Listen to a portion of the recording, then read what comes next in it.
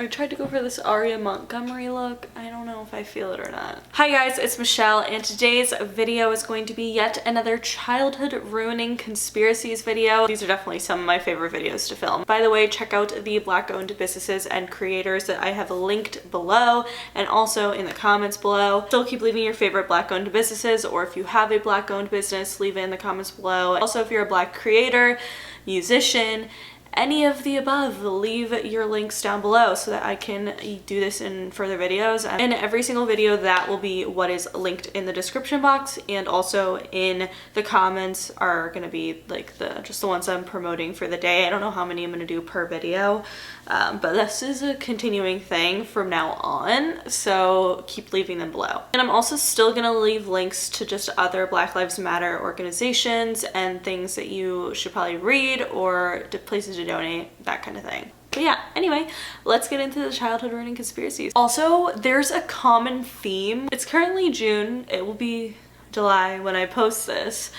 And I'm just really in the Halloween and Christmas spirit, and I don't have any explanation, any reason. I just really am. So that's kind of a theme. There's a lot of Christmas and Halloween movies that have theories, so enjoy. So the first thing we're going to talk about is Hannah Montana. So I've always loved Miley, I've always loved Hannah Montana. I honestly quote the whole first episode, but either way. Something really interesting about the ending of Hannah Montana is that it wasn't supposed to end the way that we saw it end. It was actually literally already filmed. Like, this was genuinely going to happen.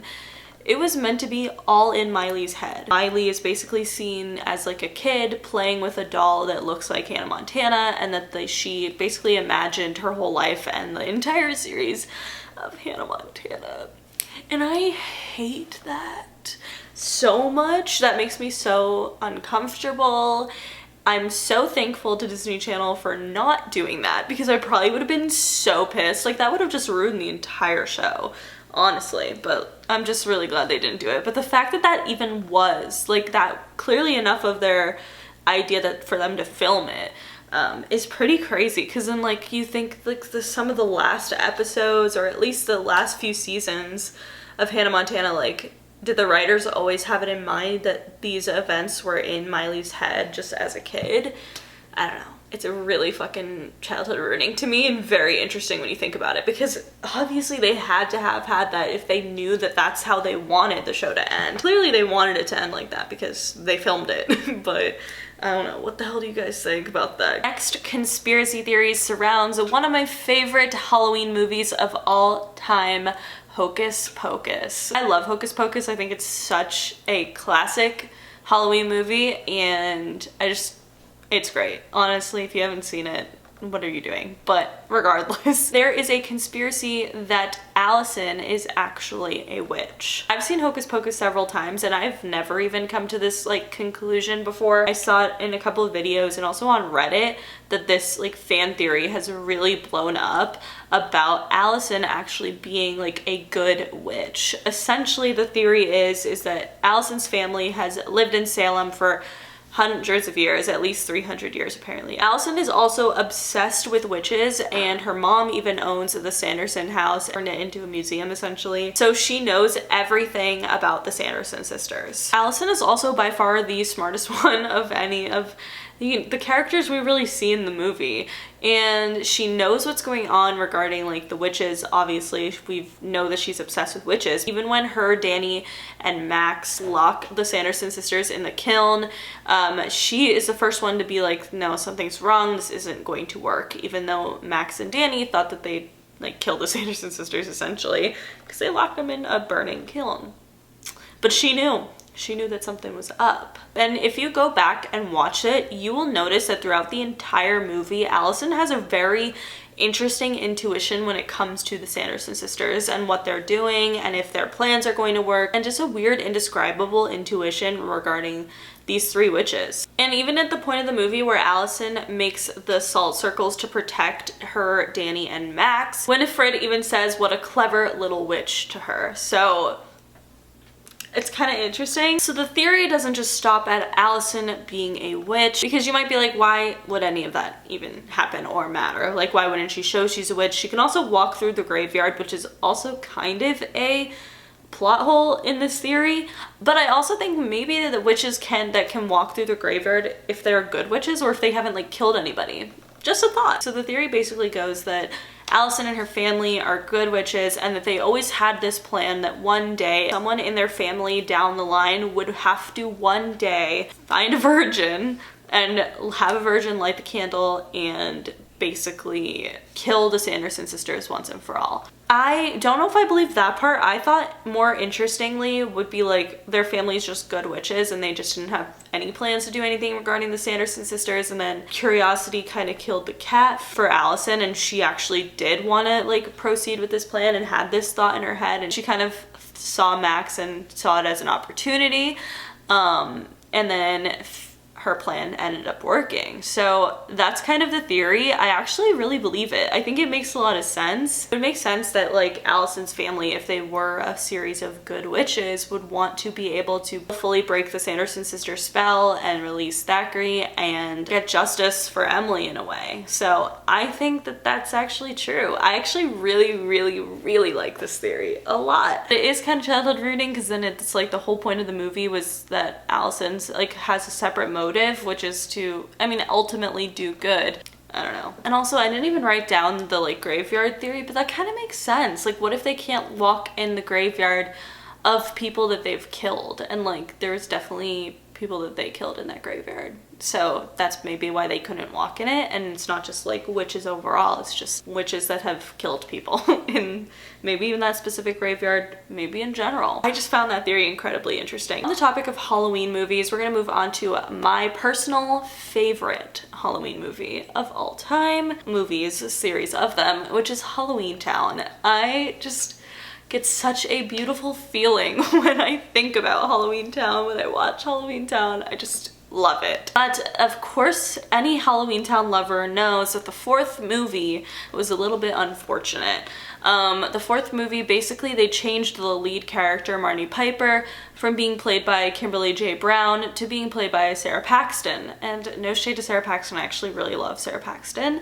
But it was upsetting because obviously you grow with watching someone in 3 movies. It would literally be like if they just changed Harry Potter and like it wasn't Daniel Radcliffe like halfway through the fucking movies. Like, that doesn't, why, I don't understand. But either way, I was actually, Halloweentown 4 Return to Halloweentown was probably my favorite plot of Halloweentown movies like ever. And I just wish it was Kimberly J Brown in it. Like, it would be so good. When I did research for this as a kid, like when the movie came out, and also just like hearsay, I feel like I heard this all the time, I never heard anything differently, was that the reason that Kimberly J Brown was replaced by Sarah Paxton was because she had scheduling conflicts with the movie, which is a very common reason for why people are replaced in TV shows and movies. Now that I'm thinking about it, maybe that's just what they say to not avoid chaos, but the truth is so heartbreaking and childhood ruining and upsetting, and I'm just so genuinely pissed off at Disney for doing this. So Kimberly J Brown actually fully 100% wanted to play Marnie Piper in the fourth movie. She even said, quote, "I wanted to do the fourth one and was fully available for the shoot. Nothing makes me happier than playing Marnie. Disney decided not to use me for the fourth one. I don't know why. I was definitely disappointed not to do it." A lot of you asked why I didn't do Halloweentown 4. And the answer to that is I'm not really sure. There was some people asked me or said that they heard that I was working on something, which was not the case at the time. I was available and ready to do it, and had talked to them about possibly about doing it. But Disney decided to go in a different direction and recast the role. So that's really all I know about the situation, and all I'm really going to say about it. I was bummed, and obviously loved the character in the movies and wanted to do it, but they just decided to hire a different actress. So that's the way it goes. I don't know if it's because the moon is in like Scorpio or some shit, but like I'm literally, that really upset me when I read that, and it still does. Like that is so sad.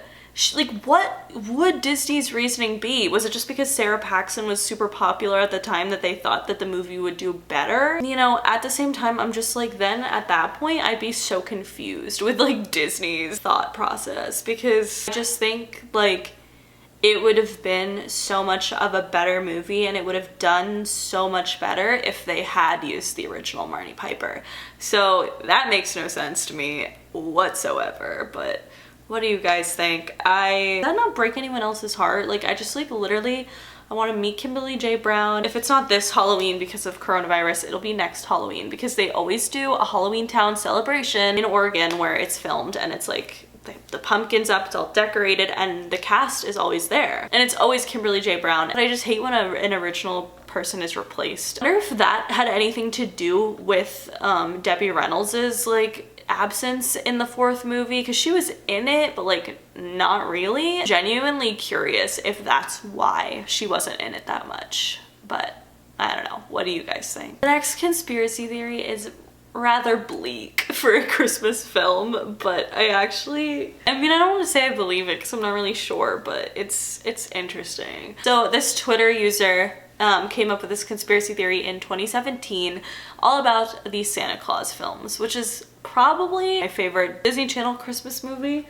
I can't really think of any others right now. I wasn't expecting them to ever have such a dark conspiracy surrounding them, but they do. It's really grim. Okay, so for starters, when the old Santa Claus fell off the roof and Scott Calvin became the new Santa Claus. Like, what's interesting about this, none of the elves or anybody else seems concerned with the fact that the old Santa's like just dead. Like, as we see in the progressions of all of the Santa Claus movies, the elves work very, very closely with Santa, and you'd think that they would form like a bond with each Santa Claus and would be upset if one of them were to die. But apparently not. I don't even talk about the other Santa pretty much. They just are, you know, unbothered by it altogether. So Santa Clauses aren't the only ones in the North Pole that disappear without anybody noticing or saying anything, because it's Santa Clauses and then some elves actually disappear as well. In the first Santa Claus movie, we have that Judy little elf that said that she worked for 1,200 years perfecting her hot chocolate recipe, and she is just a little elf, and all of a sudden the next movie she's gone. She's replaced by some other hot chocolate maker, and no one ever talks about it. You know, you might think that's just a little side character. Fine, I'll bark in that. But what about Bernard? What about Bernard? Bernard is literally the head elf in the Santa Claus 1 and 2. He's very important. His role in the movie is very, very prominent. And then in the Santa Claus 3, he's literally just replaced by Curtis. And Curtis is cool, whatever. I think he's honestly funny.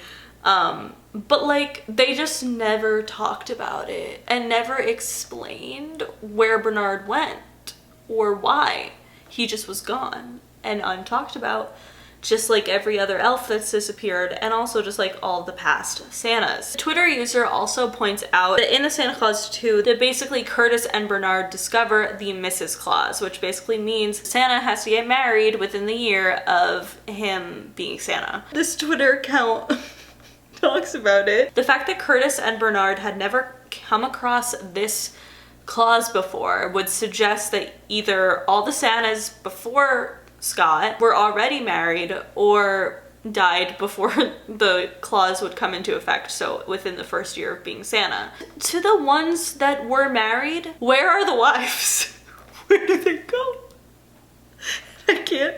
When I read this, I literally have chills. I can't think. Where did they go when the Santa died? Like, for instance, clearly the last Santa either had a wife or it was his first year, which they didn't make it seem like it was his first year.